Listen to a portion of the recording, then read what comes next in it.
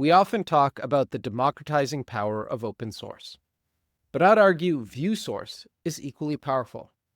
View source is that ability to read, edit, and remix any web page, and it's what made the web approachable to builders and kicked off a participation flywheel that turned the browser into the dominant computing platform that it is today. The good folks at Cascadia JS just posted my talk, View Source for AI. It's a crash course in how a transformer works, made specifically for web developers. And the big idea that underpins it is simple. Make the internals of a model as accessible as a web page. View source principles are simple. It runs now with minimal to no install. It's forkable. You can easily make your own copy. It's editable. You can easily change code and parameters live. It's inspectable. You can see the intermediate outputs.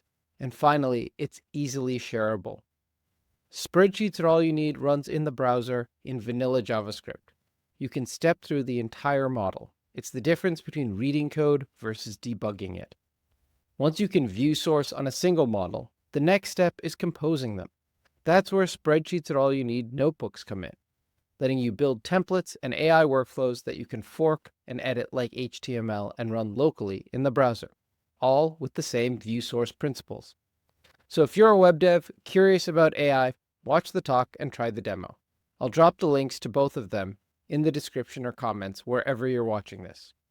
View source made the web approachable for almost anyone. Let's give AI the same on-ramp.